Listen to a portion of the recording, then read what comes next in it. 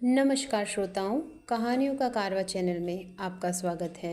मैं बिंदु सांधु आप लोगों के लिए निर्मल वर्मा जी की कहानी परिंदे का भाग 2 लेके आई हूँ।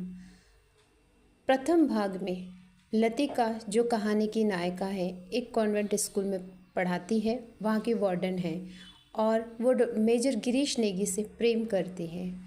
कॉन्वेंट स्कूल में इस वक्त विंटर वेकेशन हो रहा है और लतिका हर साल की तरह वहीं रहने का इरादा करती है।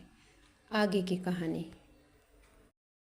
फादर एडमंड का लंबा ओजपूर्ण चेहरा चैपल की घुटी हुई गरमाई से लाल हो उठा।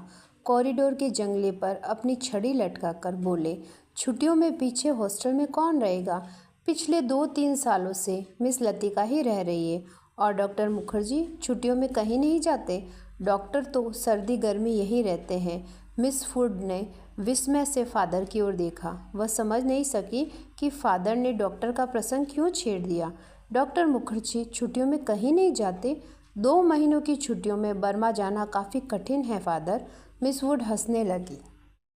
मिस वुड, पता नहीं आप क्या सोचती है। मुझे तो मिस लतिका का हॉस्टल में अकेले रहना कुछ समझ नहीं आता। लेकिन फादर, मिस वुड ने कहा, ये तो कॉन्वेंट स्कूल का नियम है कि कोई भी टीचर छुट्टियों में अपने खर्चे पर हॉस्टल में रह सकता है। मैं फ़िलहाल स्कूल के नियमों की बात नहीं कर रहा। मिस लतिका डॉक्टर के संग या अकेले रह जाएगी। और सच पूछिए मिस वुड, डॉक्टर के बारे में मेरी राय कुछ अच्छी नहीं है। फादर, आप कैसी बातें कर रहे हैं? मिस लतिका बच्चा थोड़ी ही है। मिस वुड को ऐसी आशा नहीं थी कि फादर एडमंड अपने दिल में ऐसी दकियानुसी भावना को स्थान देंगे। फादर एडमंड कुछ हतप्रभ से हो गए। बात पलटते हुए बोले, मिस वुड, मेरा मतलब ये नहीं था।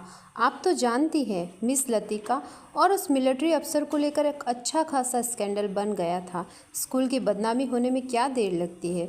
वह बेचारा तो अब नहीं रहा। मैं उसे जानती थी फादर। ईश्वर उसकी आत्मा को शांति दे।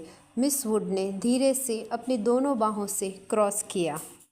फादर एडमंड को मिस वुड की मूर्खता पर इतना क्षोभ हुआ कि उनसे आगे और कुछ बोला ही नहीं गया। डॉक्टर मुखर्जी से उनकी कभी नहीं पटी, इसीलिए मिस वुड की आंखों में वह डॉक्टर को नीचा दिखाना चाहते थे। किंतु मिस वुड लतिका का रोना ले बैठी। आगे बात करना व्यर्थ था। उन्होंने छड़ी को जंगले से उठाया और ऊपर साफ खुले आकाश को देखते हुए बोले, प्रोग्राम आपने यूं ही बदला मिस वुड। अब क्या बारिश होगी?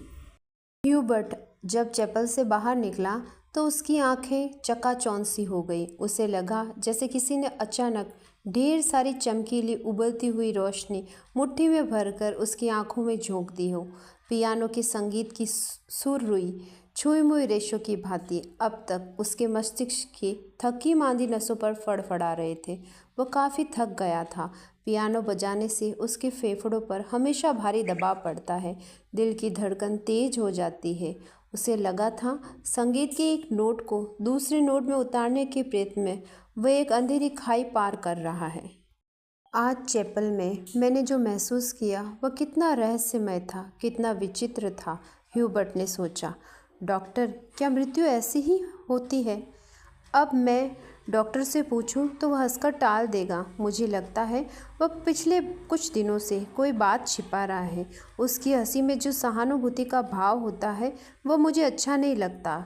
आज उसने मुझे स्पेशल सर्विस में आने से रोका था। कारण पूछने पर वह चुप रहा। कौन सी ऐसी बात है जिसे मुझसे कहने में डॉक्टर कतराता है? शायद मैं शक्की मिजाज होता जा रहा हूँ, और कोई बात नहीं है। ह्यूबर्ट ने देखा लड़कियों की कतार स्कूल से हॉस्टल जाने वाली सड़क पर नीचे उतरती जा रही है। उजली धूप में उनके रंग बिरंगे रिबन, हल्की आसमानी रंग की फ्रॉकें, सफ़ेद पेटियां चमक रही है। सीनियर कैम्ब्रिज की कुछ लड़कियों ने चैपल की वाटिका के गुलाबों के फूलों को तोड़कर अपने बालों में लगा लिया है। कैंटोनमेंट के 3-4 सिपाही लड़कियों को देखते हुए अश्लील मजाक करते हुए हंस रहे हैं और कभी कभी किसी लड़की की ओर जरा झुककर सीटी बजाने लगे। Hello mister Hubert. ह्यूबर्ट ने चौंक कर पीछे देखा। लतिका एक मोटा सा रजिस्टर बगल में दबाए खड़ी है। आप अभी यही हैं? ह्यूबर्ट की दृष्टि लतिका पर टिकी रही। वह क्रीम रंग की पूरी बाहों की ऊनी जैकेट पहने हुए थी। कुमाऊनी लड़कियों की तरह लतिका का चेहरा गोल था।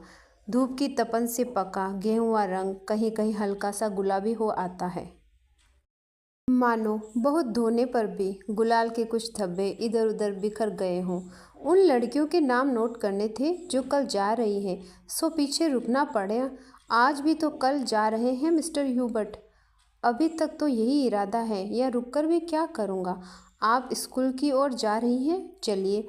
पक्की सड़क पर लड़कियों की भीड़ जमा थी, इसीलिए वे दोनों पोलो ग्राउंड का चक्कर काटते हुए पगडंडी के नीचे उतर गए। हवा तेज हो चल रही थी, चीड़ के पत्ते हर झोंके के संग टूट टूट कर पगडंडी पर ढेर लगाते जाते। ह्यूबर्ट रास्ता बनाने के लिए अपनी छड़ी से उसे बुहार देते, बिखेर देते। लतिका पीछे खड़ी हुई देखते रही। अल्मोड़ा की ओर से आते हुए छोटे छोटे बादल रेशमी रुमालों से उड़ते हुए सूरज के मुंह पर लपेटे जाते हैं, फिर हवा में बह निकलते हैं। इस धूप में कभी मंद फीकी पड़ जाती है, कभी अपना उजला आंचल खोलकर समूचे शहर को अपने में समेट लेती है।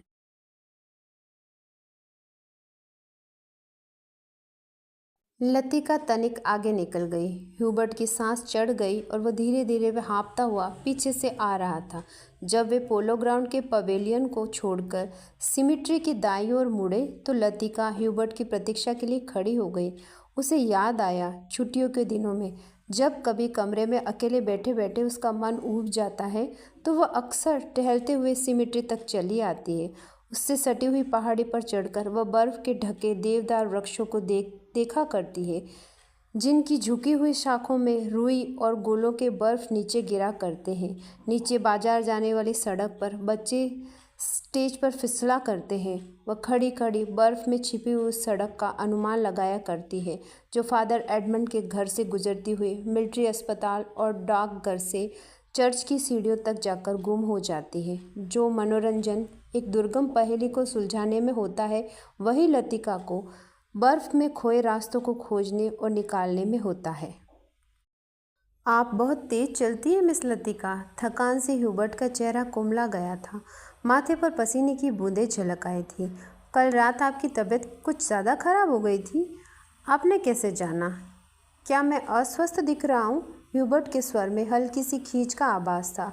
सब लोग मेरी सेहत को लेकर क्यों बात शुरू कर देते हैं? उसने सोचा। नहीं, मुझे तो पता नहीं चला।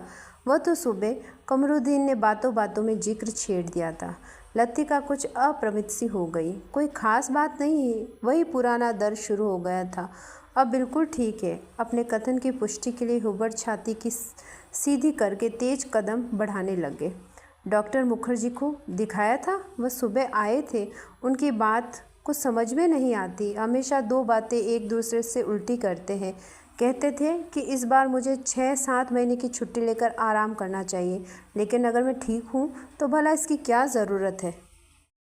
ह्यूबर्ट के स्वर में व्यथा की छाया लतिका से छिपी न रह सकी। बात को टालते हुए उसने कहा, आप तो नाहक चिंता करते हैं मिस ह्यूबर्ट।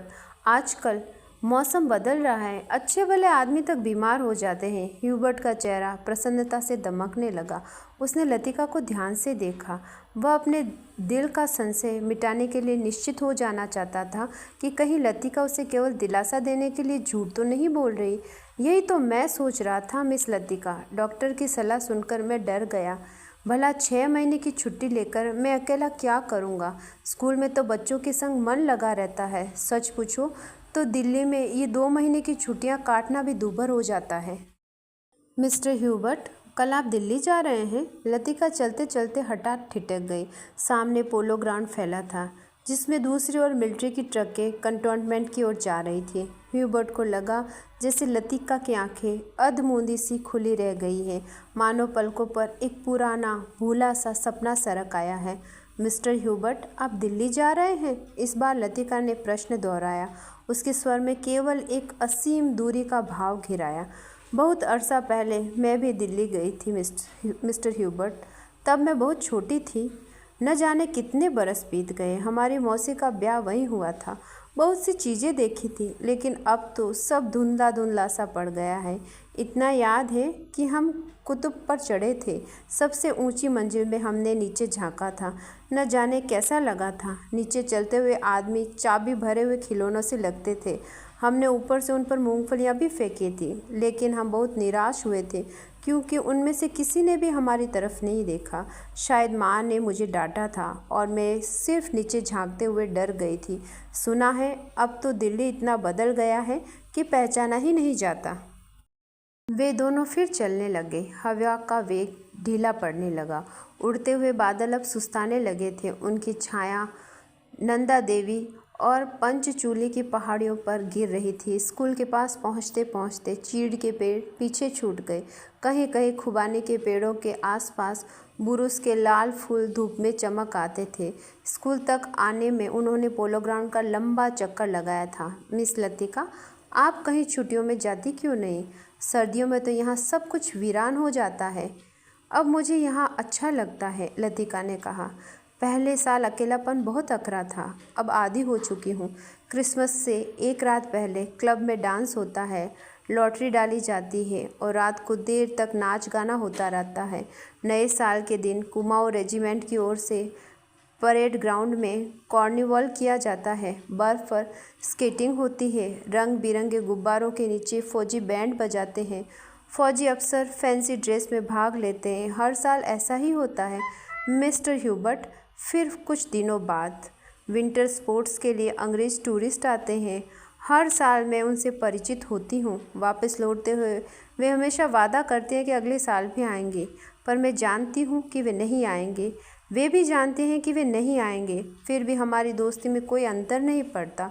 फिर कुछ दिनों बाद पहाड़ों पर बर्फ़ पिघलने लगती है, छुट्टियां ख़त्म होने लगती है, आप सब लोग अपने अपने घरों से वापस आ जाते हैं और मिस्टर ह्यूबर्ट, पता नहीं चलता छुट्टियां कब शुरू होती है कब ख़त्म हो जाती है। लतिका ने देखा कि ह्यूबर्ट उसकी ओर आतंकित और भयाकुल दृष्टि से देख रहा है। वह सिटपिटाकर चुप हो गई। उसे लगा मानो वह इतनी देर से पागलों सी अनर्गल प्रलाप कर रही हो। मुझे माफ़ करना मिस्टर ह्यूबर्ट, कभी कभी मैं बच्चों की तरह बातों में बहक जाती हूँ। मिस लतिका, ह्यूबर्ट ने धीरे से कहा। वह चलते चलते रुक गया था। लतिका ह्यूबर्ट के भारी स्वर से चौंक सी गई। क्या बात है मिस्टर ह्यूबर्ट? वह पत्र, उसके लिए मैं लज्जित हूँ। मुझे आप वापस लौटा दें। समझ ले, मैंने उसे कभी लिखा ही नहीं था। लतिका कुछ समझ न सकी, चुपचाप खड़ी रही। ह्यूबर्ट ने पीले उद्विग्न चेहरे को देखते रही। ह्यूबर्ट ने धीरे से लतिका के कंधे पर हाथ रख दिया। कल डॉक्टर ने मुझे सब कुछ बता दिया है। अगर मुझे पहले से मालूम होता तो। ह्यूबर्ट हकलाने लगे। मिस्टर ह्यूबर्ट, किंतु लतिका से आगे कुछ भी नहीं कहा गया। उसका चेहरा सफ़ेद हो गया। दोनों चुपचाप कुछ देर स्कूल के गेट के बाहर खड़े रहे। मिडोज़, पगडंडियों और पत्तों छायों से घिरा छोटा सा द्वीप मानो कोई घोंसला दो हरी घाटियों के बीच दबा हो। भीतर घुसते ही पिकनिक के काले धागे से झुलसे हुए पत्थर, अधजली टहनियाँ, बैठने के लिए बिछाए गए पुराने अखबारों के टुकड़े इधर उधर बिखरे हुए दिखाई दिए। अक्सर टूरिस्ट पिकनिक के लिए यहाँ आ जाते हैं। मिडोज़ को बीच में काटता हुआ टेढ़ा मेढ़ा बरसाती नाला बहता है, जो दूर से धूप में चमकता हुआ सफ़ेद रिबिन सा दिखता है। यहीं पर काठ के तख्त का बना हुआ टूटा सा पुल है, जिस पर लड़कियां हिचकोले खाते हुए चल रही थी। डॉक्टर मुखर्जी, आप तो सारा जंगल जला दोगे। मिस वुड ने अपनी ऊंची एड़ी के सैंडल से जलती हुई दिया सलाई को दबा डाला और डॉक्टर ने सिगार सुलगा कर चीड़ के पत्तों के ढेर पर फेंक दी। घास पर लेटे लेटे डॉक्टर सिगार पी रहे थे। जंगल की आग कभी देखी है मिस वुड? एक अलमस्त नशे की तरह धीरे धीरे फैल जाती है। आपने कभी देखी है डॉक्टर? मिस वुड ने पूछा। मुझे तो बड़ा डर लगता है। बहुत साल पहले शहरों को जलते देखा था। डॉक्टर लेटे हुए आकाश की ओर ताक रहे थे। एक एक मकान ताश के पत्तों की तरह गिर जाता है। दुर्भाग्यवश ऐसे अवसर देखने में बहुत कम आते हैं। आपने कहाँ देखा डॉक्टर? लड़ाई के दिनों में अपने शहर रंगून को जलते हुए देखा था। मिस वुड की आत्मा को ठेस लगी, किंतु फिर भी उनकी उत्सुकता शांत नहीं हुई। आपका घर, क्या वह भी जल गया था? डॉक्टर कुछ देर चुपचाप लेटा रहा। हम उसे खाली छोड़कर चले आए थे। मालूम नहीं बाद में क्या हुआ। अपने व्यक्तिगत जीवन के संबंध में कुछ भी कहने में डॉक्टर को कठिनाई महसूस होती है। डॉक्टर, क्या आप कभी वापस बर्मा जाने की बात नहीं सोचते? डॉक्टर ने अंगड़ाई ली और करवट बदलकर औंधे मुँह लेट गए। उनकी आंखें मूंद गई, माथे पर बालों की लटें झूल आई। सोचने से क्या होता है मिस वुड? क्या बर्मा में था तब क्या कभी सोचा था कि यहाँ आकर उम्र काटनी होगी? लेकिन डॉक्टर, कुछ भी कह लो, अपने देश का सुख कहीं और नहीं मिलता। यहाँ तुम चाहे कितने वर्ष रह लो, अपने को हमेशा अजनबी ही पाओगे। डॉक्टर ने सिगार के धुएं को धीरे धीरे हवा में छोड़ दिया। दरअसल अजनबी तो मैं वहाँ भी समझा जाऊँगा मिस वुड। इतने वर्षों बाद मुझे कौन पहचानेगा?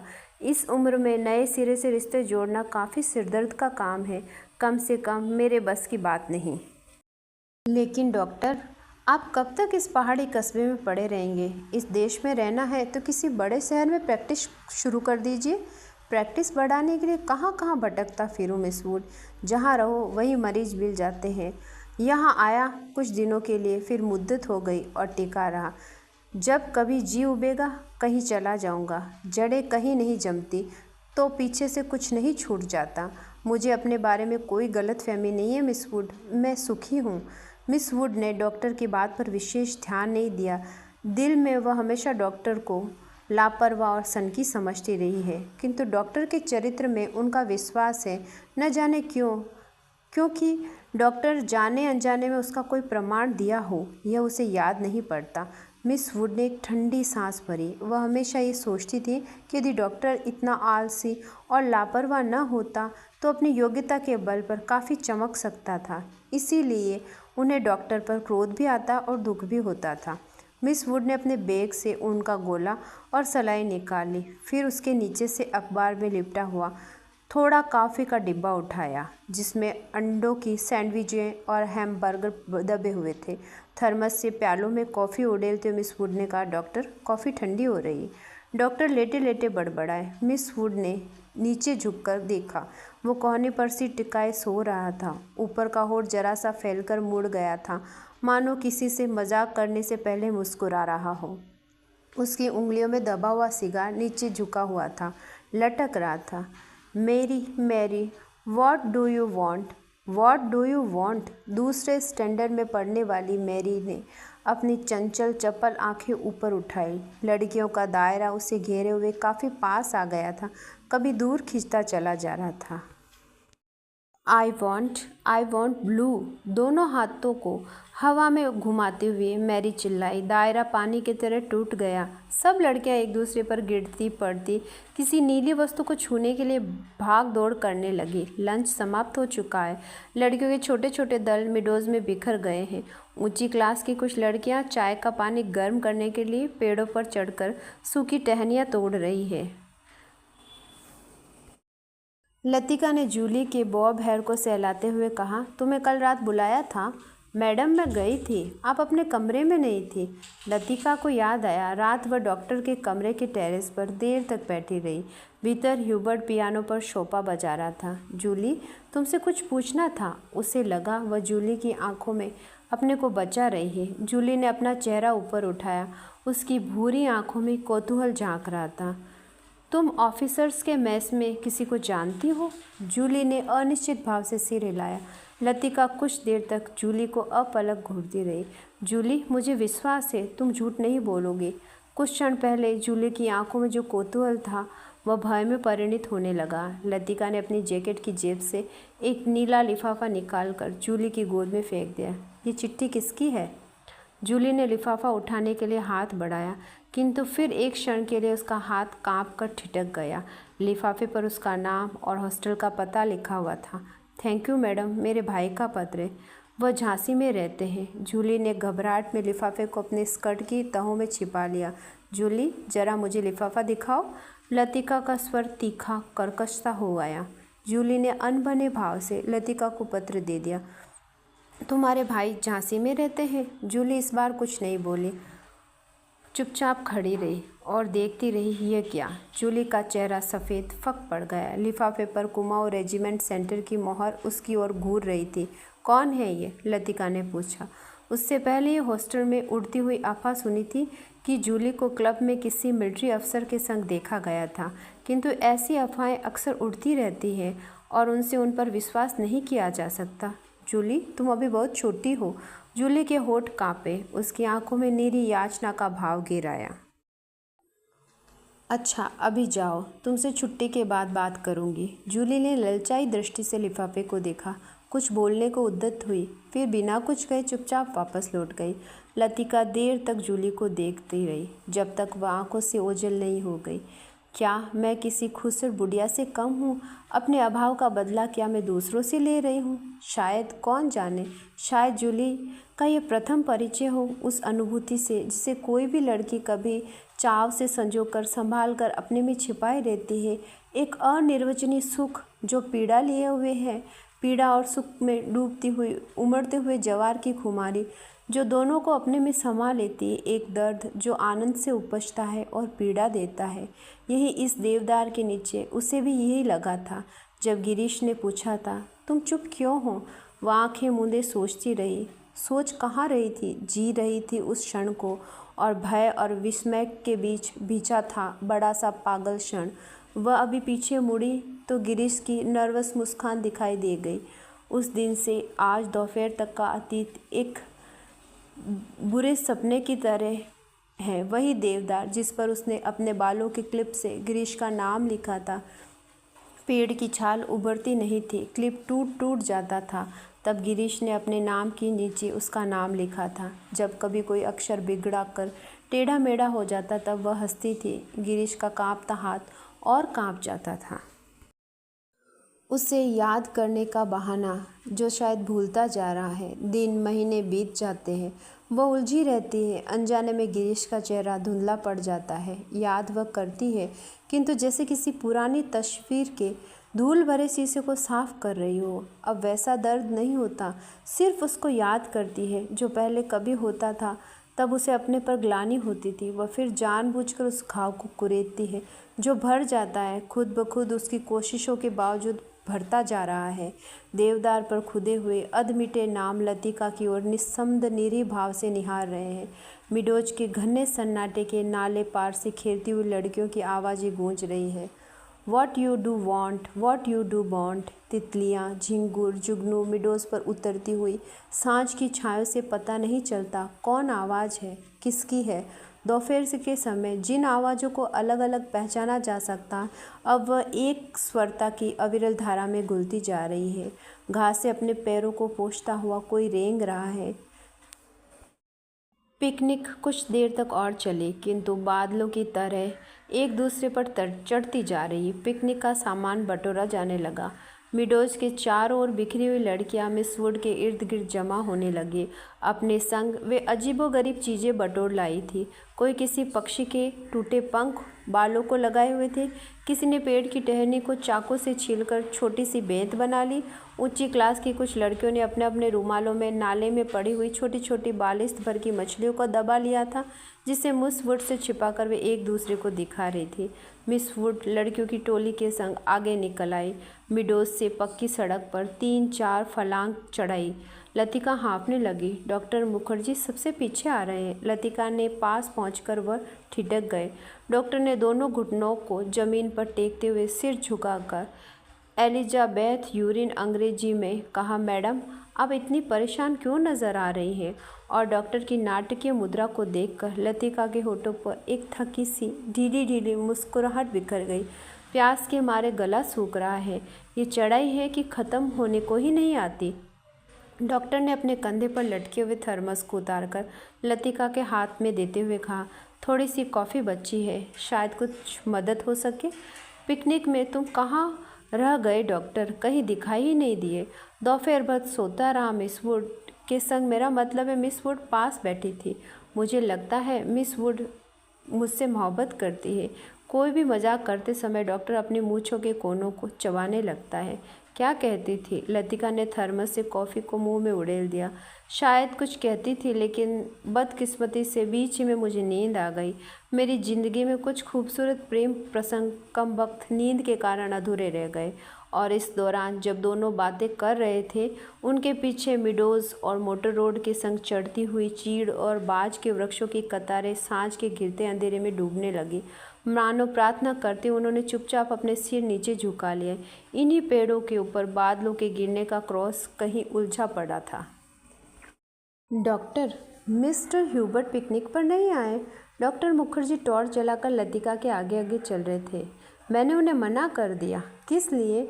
अंधेरे में पैरों के नीचे दबे हुए पत्तों की चरमराहट के अतिरिक्त और कुछ सुनाई नहीं दिए। डॉक्टर मुखर्जी धीरे से खांसे। पिछले कुछ दिनों से मुझे संदेह होता जा रहा है कि हुबर्ट की छाती का दर्द शायद मामूली दर्द नहीं है। डॉक्टर थोड़ा सा हंसा, जैसे उसे अपनी इस गंभीरता पर अरुचि हो आई। डॉक्टर ने प्रतीक्षा की, शायद लतिका कुछ कहेगी, किंतु लतिका चुपचाप उसके पीछे चली आ रही थी। यह मेरा महज शक है, शायद मैं बिल्कुल गलत हूँ, किंतु ये बेहतर होगा कि वह अपने एक फेफड़े का एक्सरे करा ले। इससे कम कोई भ्रम तो नहीं रहेगा। आपने मिस्टर ह्यूबर्ट से इसके बारे में कुछ कहा है?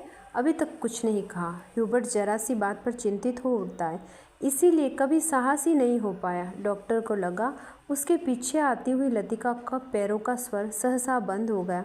उन्होंने पीछे मुड़कर देखा। लतिका बीच सड़क पर अंधेरे में छाए से चुपचाप निश्चल खड़ी है। डॉक्टर, लतिका का स्वर भर आया। क्या बात है मिस लतिका, आप रुक क्यों गई? डॉक्टर, क्या मिस्टर ह्यूबर्ट? डॉक्टर ने अपनी टॉर्च की मध्यम रोशनी में लतिका पर उठाई। उसने देखा लतिका का चेहरा एकदम पीला पड़ गया। वह रह रहकर पत्ते से काँप रही है। मिस लतिका, क्या बात है? आप तो बहुत डरी सी जान पड़ती है। कुछ नहीं डॉक्टर, मुझे कुछ याद आ गया। वे दोनों फिर चलने लगे। कुछ दूर जाने पर उनकी आंखें ऊपर उठाई।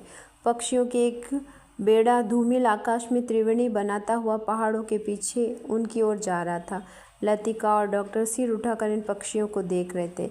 लतिका को याद आया, हर साल सर्दियों की छुट्टियों से पहले ये परिंदे मैदानों की ओर उड़ते हैं। कुछ दिनों के लिए बीच में इस पहाड़ी स्टेशन पर बसेरा करते हैं। प्रतीक्षा करते हैं कि बर्फ़ के दिनों की, जब वे नीचे अजनबी अनजाने देशों में उड़ जाएंगे। क्या वे सब भी प्रतीक्षा कर रहे हैं? वह डॉक्टर मुखर्जी, मिस्टर ह्यूबर्ट, लेकिन कहाँ के लिए? हम कहाँ जाएंगे? किंतु उनका कोई उत्तर नहीं मिलता। उस अंधेरे में मिडोज़ के झरने में भूतेले स्वर और चीड़ के पत्तों की सरसराहट के अतिरिक्त कुछ सुनाई नहीं देता। लतिका बड़बड़ा कर चौंक गई। अपनी छड़ी पर झुका हुआ डॉक्टर धीरे धीरे सीटी बजा रहा है। मिस लतिका, जल्दी कीजिए, बारिश शुरू होने वाली है। हॉस्टल पहुंचते पहुंचते बिजली चमकने लगी थी, किंतु उस रात बारिश देर तक नहीं हुई। बादल बरसे भी नहीं। हवा के थपेड़ों के धक्के दिए। दूसरे दिन तड़के ही बस पकड़नी थी, इसीलिए डिनर के बाद लड़कियां सोने के लिए अपने अपने कमरों में चली गई थी। जब लतिका अपने कमरे में गई तो उस समय कुमाऊं रेजिमेंट सेंटर का बिगुल बज रहा था। उसके कमरे में कमरुद्दीन कोई पहाड़ी धुन गुनगुना रहा था, लैंप में गैस पंप कर रहा था। लतिका उन्हीं कपड़ों में तकिए को दूरा करके लेट गई। कमरुद्दीन उड़ती हुई निगाह से लतिका को देखा, फिर अपने काम में जुट गया। पिकनिक कैसी रही मैम साहब? तुम क्यों नहीं आए? सब लड़कियां तुम्हें पूछ रही थी। लतिका को लगा दिन भर की थकान धीरे धीरे उसके शरीर की पसलियों पर चिपटी जा रही है। अनायास उसकी आंखें नींद के बोझ से छपकने लगी। मैं चला आता तो ह्यूबर्ट साहब की तीमामदारी कौन करता? दिन भर उनके बिस्तर से सटा हुआ बैठा रहा। अब वह गायब हो गए हैं। कमरुद्दीन के कंधे पर लटके हुए मैले कुचले तौलियों को उतारा और लैंप के शीशे की गिर्द पहुंच दी। लतिका अधखुली आंखें खुल गई। क्या ह्यूबर्ट साहब अपने कमरे में नहीं है? खुदा जाने इस हालत में कहाँ भटक रहे हैं। पानी गर्म करने कुछ देर के लिए बाहर आया था। वापस आने पर देखता हूँ कि कमरा खाली है। कमरुद्दीन बड़बड़ाता हुआ बाहर चला गया। लतिका ने लेटे लेटे पलंग के नीचे चप्पलों को पैरों से उतार दिया। ह्यूबर्ट इतनी रात कहाँ गए? किंतु लतिका की आंखें झपक गई। दिन भर की थकान से सब परेशानियां प्रश्नों पर कुंजी लगा देती है। मानो दिन भर आँख मिचौली खेलते हुए उसने अपने कमरे में दैया को छू लिया। अब वह सुरक्षित थी। कमरे की चार दीवारी के भीतर उसे कोई नहीं पकड़ सकता। दिन के उजाले में वह गवाह थी, मुजरिम थी। हर चीज़ का उसे तकाजा था। अब इस अकेलेपन में कोई गिला नहीं, उल्हाना नहीं। सब खींचतान खत्म हो गई है। जो अपना है वो बिल्कुल अपना सा हो गया है। जो अपना नहीं है उसका दुख नहीं है, अपनाने की फुर्सत ही नहीं है। फिर देर तक वह कच्ची नींद में लैंप का धीमा सा सी स्वर सुनती रही। कब वह स्वर भी मौन बन गया पता नहीं, उसे पता न चला। कुछ देर के बाद उसे लगा सीढ़ियों से कुछ दबी आवाज़ें ऊपर आ रही थी। बीच बीच में कोई चिल्ला उठता, फिर सहसा आवाज़ें धीमी पड़ जाती। मिस लतिका, जरा अपना लैंप ले आइए। कॉरिडोर जाने से डॉक्टर मुखर्जी की आवाज़ आई। कॉरिडोर में अंधेरा था। वह 3-4 सीढ़ियाँ नीचे उतरी, लैंप नीचे किया। सीढ़ियों के सटे जंगले पर ह्यूबर्ट ने अपना सिर रख दिया था। उसकी एक बाँह जंगले के नीचे लटक रही थी, दूसरी डॉक्टर के कंधे पर झूल रही थी, जिसे डॉक्टर ने अपने हाथ से पकड़ रखा था। मिस लतिका, लैंप ज़रा और नीचे झुकाइए। Hubert, Hubert. डॉक्टर ने ह्यूबर्ट को ज़रा सहारा देकर ऊपर खींचा। ह्यूबर्ट ने अपना चेहरा ऊपर किया। विस्की की तेज बू का झोंका लतिका के सारे शरीर को झंझोड़ गया। ह्यूबर्ट की आंखें सुर्ख डोरे खींचे हुए थे, कमीज का कॉलर उल्टा हो गया था, टाई की गांठ ढीली होकर नीचे खिसक आई थी। लतिका ने कांपते हाथों से लैंप सीढ़ियों पर रख दिया। आप दीवार के सहारे खड़ी हो गई। उसका सिर चकराने लगा। In a black lane of the city, there is a girl who loves me. Hubert हिचकियों के बीच गुनगुना उठा था। Hubert, please please. डॉक्टर ने ह्यूबर्ट के लड़खड़ाते शरीर को अपनी मजबूत गिरफ्त में ले लिया। मिस लतिका, आप लैंप लेकर आगे चलिए। लतिका ने लैंप उठाया। दीवार पर उन तीनों की छाया डगमगाने लगी। In a black lane of the city, there is a girl who loves me. Hubert doctor Mukherjee के कंधे पर सिर टिकाए अंधेरी सीढ़ियों पर उल्टे सीधे पैर रखता चढ़ रहा था। डॉक्टर, हम कहाँ हैं? ह्यूबर्ट सहसा इतनी ज़ोर से चिल्लाया कि उसकी लड़खड़ाती आवाज़ सुनसान अंधेरे में कॉरिडोर की छत से टकरा कर देर तक हवा में गूंजती रही। ह्यूबर्ट। डॉक्टर को एकदम ह्यूबर्ट पर गुस्सा आया, फिर अपने गुस्से पर उन्हें खींच भी आई। वह ह्यूबर्ट की पीठ थपथपाने लगे। कुछ बात नहीं है ह्यूबर्ट डियर, तुम सिर्फ थक गए हो। ह्यूबर्ट ने अपनी आंखें डॉक्टर पर गड़ा दी। उनमें एक भयभीत बच्चे की कातर झलक थी, मानो डॉक्टर के चेहरे पर वह किसी प्रश्न का उत्तर पा लेना चाहता है। ह्यूबर्ट के कमरे में पहुंचकर डॉक्टर ने उसे बिस्तर पर लिटा दिया।